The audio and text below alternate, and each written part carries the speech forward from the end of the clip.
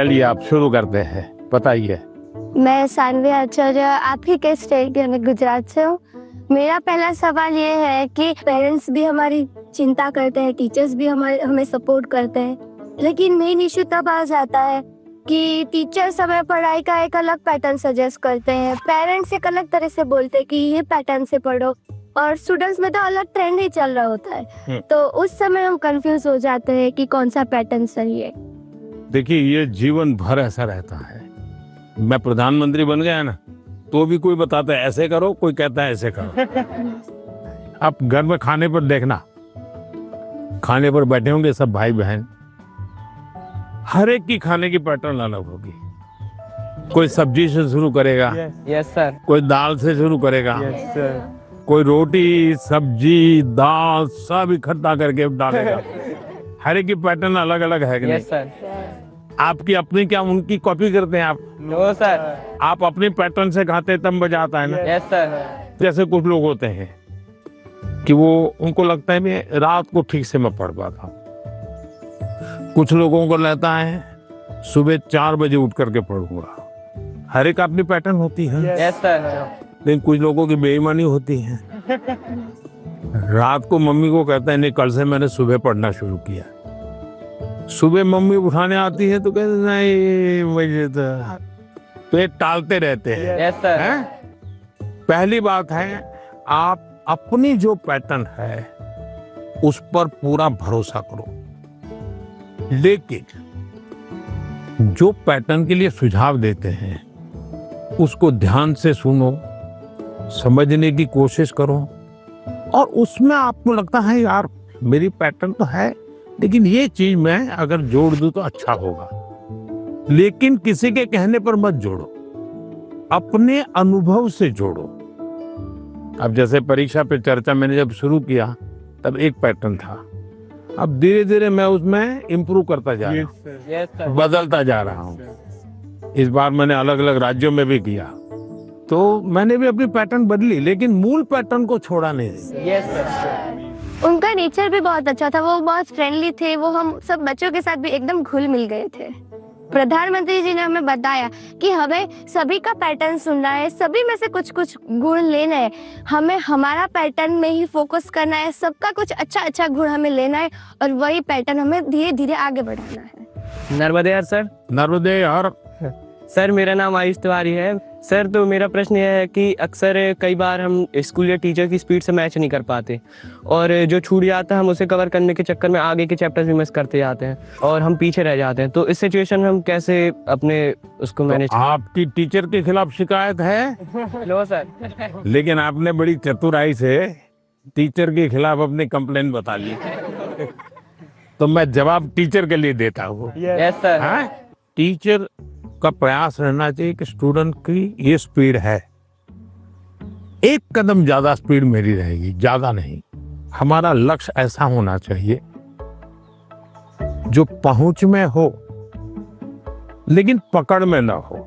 Yes sir. Sir exam warrior में भी लिखा है मंत्र 26, goal should be with in reach but not easily achievable. वाह, सब याद रखते हैं आप लोग।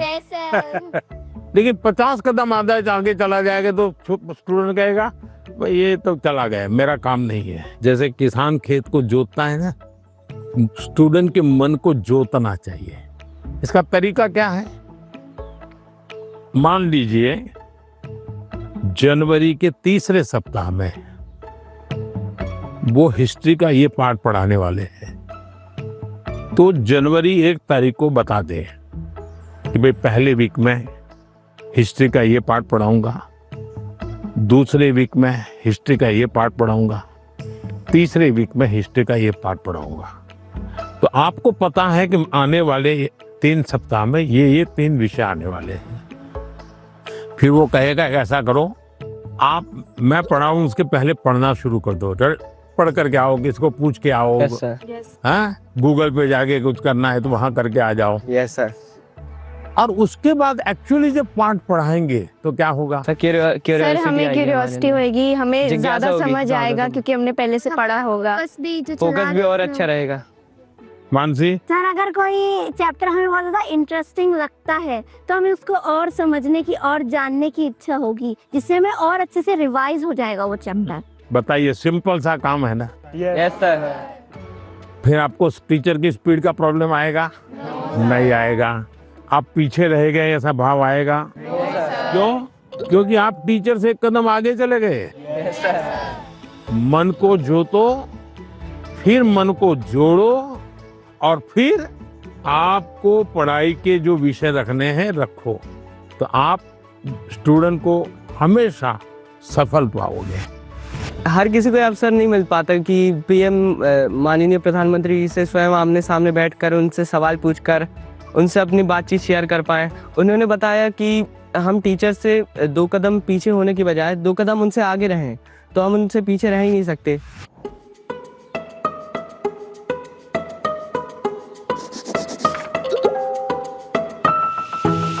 नमस्ते हाँ, सर। नमस्ते। मैं श्रेया प्रधान हूँ सिक्किम से। सर सो एक सेल्फ कंपोज सॉन्ग है। सो ये 3 लैंग्वेजेस में लिखा हुआ है, अरे वाह। हिंदी, नेपाली और बंगाली में। सो ये देशभक्ति का वैसा वाला सॉन्ग है। इसका टाइटल मैंने रखा है हमारा भारत भूमि। तो आपको कविता लिखने का शौक है? Yes sir. सो कविता मैं वो नेचर के बारे में लिखती हूँ ज्यादातर। अच्छा, नेचर के विषय में। भानु जयंती में भी लिखा था 1-2 बार। Yes sir. चलिए सुनाइए। हमारा भारत भूमि है, ऋषियों का ये देश है। हमारा भारत भूमि है, ऋषियों का ये देश है। अनेकता में एकता, शांति का परिवेश है। अनेकता में एकता, शांति का परिवेश है। देवी देवता को प्रिय वासियों, मानवता मौला एक उठानियो। शाबाश, बहुत सुंदर, बहुत सुंदर।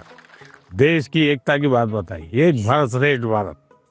मानसी, तुम्हें तो आता होगा बेटा कुछ गाना? Yes sir. कौन सा गाओगी, गाना बताओ। सुनाना चाहती हूँ। हाँ, सुनाओ। सर ये गाना मेरी मदर ने लिखा है और ये गाना जो है ये स्टूडेंट्स को डेडिकेटेड है। अच्छा, सुनाओ।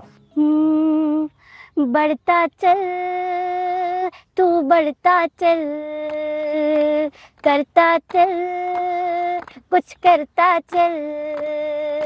सारी दुनिया तेरे पीछे मुश्किलों से लड़ता चल। सारी दुनिया तेरे पीछे मुश्किलों से लड़ता चल। बढ़ता चल तू, आगे बढ़ता चल। वाह, शानदार। आपकी माताजी को मेरी बधाई दे देना। Sir thank you sir. बहुत इंस्पायरिंग लिखा है माँ ने। सर मेरा यूट्यूब चैनल और फेसबुक पेज और इंस्टाग्राम भी है। Yes sir. मेरे फेसबुक पेज में फॉलोअर्स हैं 1.5 लाख। 1.5 लाख? बहुत ज्यादा मजा आया और मेरे लिए ये बहुत ज्यादा बड़ी और गर्व की बात है कि मैं उनसे मिली। आइए सब लोग बैठ जाइए।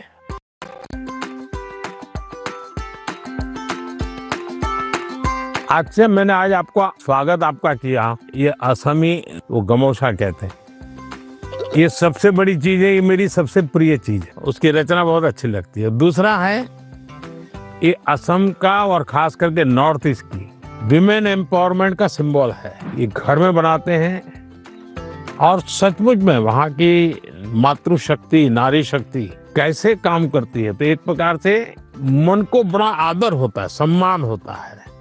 तो मेरा मन कर गया था इन बच्चों को मैं आज असम का गमोसा दूंगा।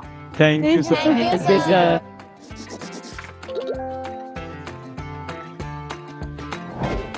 मेरा नाम सबावत वेंकटेश है। हाँ, वेंकटेश गारू, बताइए। तो सर अभी मुझे है ना टेक्नोलॉजी और रोबोटिक्स में बहुत इंटरेस्ट है। तो आजकल कई बार आपने भी बोला था कि स्किल ज़्यादा ज़रूरी है, और बाहर भी लोग बोलते हैं मार्क्स ज़्यादा ज़रूरी है, स्किल ज़रूरी है, मार्क्स ज़्यादा ज़रूरी है। ऐसा ही सोच सोच के हमारे अंदर एक डर बैठ जाता है। तो आप बताइए कि स्किल ज़्यादा ज़रूरी है या फिर मार्क्स ज़्यादा ज़रूरी है?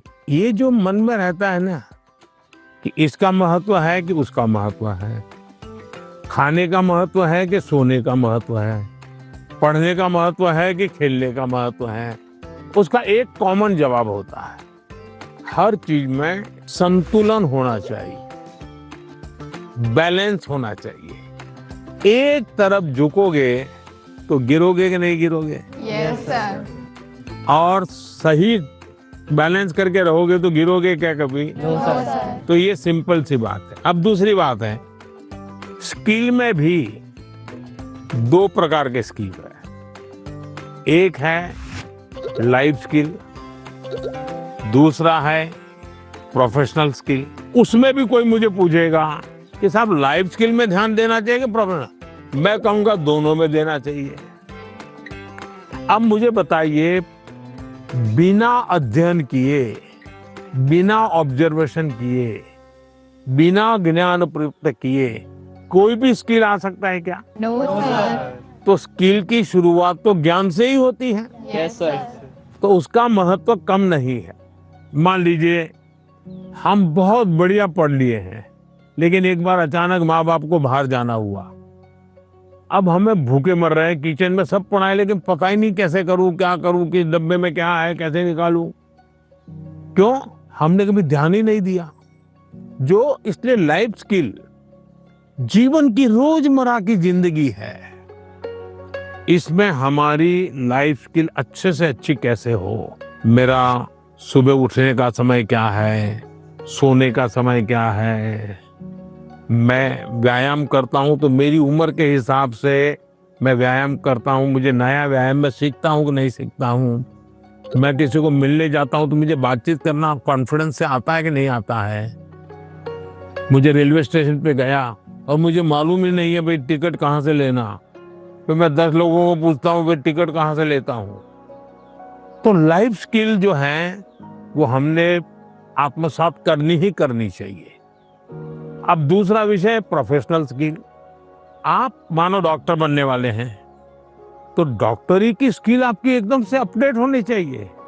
ऐसा नहीं कि मैं नंबर 1 हो गया था यूनिवर्सिटी में और इसलिए मैं ऑपरेशन करूं या न करूं चल जाएगा, ऐसा नहीं है। आपको अगर हार्ट स्पेशलिस्ट बनना है तो किताबें आपको हार्ट स्पेशलिस्ट बनने में मदद कर सकती है, हार्ट स्पेशलिस्ट नहीं बना सकती। हार्ट स्पेशलिस्ट तो आप तब बनेंगे जब एक्चुअली आप पेशेंट के साथ, उसके हर स्टेजेस के साथ जुड़ करके अपना स्किल डेवलप करोगे। अगर आपको वकील बनना है, आपको कॉन्स्टिट्यूशन की सारी धाराएं पता है, इस धारा में इतनी सजा होती है, इस धारा से ऐसे बेल मिलता है, सब मालूम है। लेकिन अगर आपको अदालत में जाकर के एक वकील के रूप में तैयार होना है तो किसी वकील का जूनियर बनना पड़ता है, प्रोफेशनल स्किल सीखनी पड़ती है, उसमें से आपको आगे आना होता है। और इसलिए लाइफ स्किल, उसमें कोई कॉम्प्रोमाइज नहीं है, 100% वो तो अचीव करना ही चाहिए। प्रोफेशनल स्किल, जिस प्रोफेशन में इंटरेस्ट है, इसमें लगातार नया करते जाना। अब उसमें भी पहले हार्ट के पेशेंट को इतनी टेक्नोलॉजी नहीं थी, आज टेक्नोलॉजी आ गई, तो आपकी उम्र भले 40 साल हो गई होगी, लेकिन आपको टेक्नोलॉजी पढ़नी पड़ेगी। तो शिक्षा और स्किल एक दूसरे के जुड़वा भाई बहन है, वो दो अलग नहीं है, लेकिन स्किल जीवन में बहुत अनिवार्य है। मैं एक बहुत गरीब फैमिली से बिलोंग करता हूँ। फैमिली भी प्राउड फील कर रही है कि मेरा बेटा गया है। एक्साइटमेंट बढ़ गई थी उनसे बात करने के लिए, तो हमें ऐसा चांस मिला कि हम बात कर सकते हैं उनसे। जैन सर। सर मेरा नाम ममता के शाम है, मैं सैनिक स्कूल इम्फाल मणिपुर से आई हूँ। सर आप बचपन से मेरी एक बहुत बड़ी इंस्पिरेशन रही है और मेरा जन्मदिन भी आपके साथ ही आता है। अच्छा, मुझे अभी एक नेता ने फोन किया था मेरे जन्मदिन पर, है 17 सितंबर को, तो उसने मुझे कहा कि आपके 75 हो गए, बोले अभी 25 बाकी है। मैंने कहा तो मैं जो बीता है उसको गिनता नहीं हूँ, जो बचा है उसको गिनता हूँ। और इसलिए जीवन में मैं आपको भी कहता हूँ, बीता है उसकी गिनती में समय बर्बाद मत कीजिए, जो बचा है उसको जीने के लिए सोचिए। अच्छा बताइए। सर मेरा आपसे ये प्रश्न है कि सर हम बोर्ड्स एग्जाम या फिर कोई स्कूल के एग्जाम के प्रिपरेशन करते समय पिछले कुछ सालों के क्वेश्चंस देखते हैं और हम ये अपने आप तय कर लेते हैं कि कौन सा टॉपिक ज़्यादा सही रहेगा, कौन सा ज़रूरी है, और कुछ हम सोचते हैं कि मार्क्स कम है एग्जामिनर का, यहाँ पे फोकस नहीं होगा तो हम छोड़ देते हैं। क्या ऐसा करना सही है? कभी कभी आपने देखा होगा अखबार में हेडलाइन आ जाती है कि इस बार पेपर बहुत भारी था, बच्चों को बहुत तकलीफ हुई। ये क्यों होता है? सिलेबस के बाहर का होता है क्या? No sir. लेकिन आपको भारी क्यों लगता है? क्योंकि आपने वो 10 साल की पैटर्न के जो 3, 4, 5 साल एक एक विषय के सवाल है उसी पर ध्यान केंद्रित किया। पहले आता था श्योर सजेशंस, फिर आने लगा इम्पोर्टेंट क्वेश्चंस, फिर आने लगा 10 साल के पेपर आप कर लीजिए वही पैटर्न चलेगा। ये बीमारी जब मैं पढ़ता था तब भी थी, और ये बीमारी फैलाने का काम कुछ टीचर भी करते हैं। टीचरों को क्या लगता है कि मेरे स्कूल का नंबर अच्छा हो, मेरे क्लास का नंबर अच्छा हो, इसलिए वो क्या करते हैं, जिससे नंबर मिले वही पढ़ाते हैं। अच्छे टीचर आपने देखा होगा सर्वांगीण विकास के लिए पूरा सिलेबस पढ़वाते हैं, पूरे सिलेबस पर मेहनत करवाते हैं, उस सिलेबस का आपकी जिंदगी में क्या उपयोग है वो समझाते हैं। अब आप देखिए कोई खिलाड़ी है, अगर मान लीजिए उसको बॉलिंग करनी है तो क्या वो अपने कंधे के मसल से मजबूत करता रहेगा तो अच्छा बॉलर बनेगा क्या? सर उसको और क्या क्या करना पड़ेगा? एक्सरसाइज करनी पड़ेगी, योगा करना पड़ेगा, एक्सरसाइज करनी पड़ेगी, पूरे शरीर को मजबूत करना पड़ेगा, उसको मन को भी मजबूत करना पड़ेगा। Yes sir. उसको अपना खाने की पद्धति को भी उसके अनुकूल बनाना पड़ेगा। Yes sir. उसको नींद भी उस प्रकार से लेनी पड़ेगी। करता क्या है? बॉल फेंकता है, लेकिन पूरे शरीर को तैयार करता है कि नहीं करता है? Yes sir. शरीर का एक अंग भी वीक रह गया, बॉलिंग अच्छी करता है, कंधा बहुत अच्छा है, स्पीड सब अच्छी है, लेकिन पैर ठीक नहीं काम कर रहा है तो बॉलिंग कर पाएगा क्या? No sir. जैसे एक प्लेयर को अपने गोल को पाने के लिए खेल में मास्टरी पानी है तो भी उसको संपूर्ण शरीर की चिंता करनी पड़ती है, वैसे ही हम जिंदगी परीक्षा के लिए नहीं है, हमारे जीवन को बनाने के लिए शिक्षा एक माध्यम है। और हम शिक्षा सही करते हैं, गलत करते हैं तो बार बार हम अपने एग्जाम करते हैं। तो ये जो एग्जाम है वो हमें अपने आप को एग्जामिन करने के लिए एग्जाम है। अल्टीमेट गोल एग्जाम के नंबर नहीं हो सकता है। अल्टीमेट गोल संपूर्ण जीवन के विकास का होना चाहिए। और इसलिए ये जो पैटर्न हम 10 क्वेश्चन कर लें, ये कर लें, हमने अपने आप को सीमित नहीं करना चाहिए। इसका मतलब ये नहीं कि ये भी नहीं करना, ये भी करना चाहिए, लेकिन उसको अगर 10% देते हैं तो 90% और करना चाहिए। तो मेरा तो सभी विद्यार्थियों से आग्रह है कि आप जिंदगी सबसे ज्यादा उत्तम बने, जीवन अपना श्रेष्ठ बने, अपना पूरा जीवन शानदार रहे, उसके लिए जीवन को तैयार करना है। और शिक्षा एक माध्यम है, उस माध्यम के रूप में उसको करना चाहिए। ठीक है? Yes sir.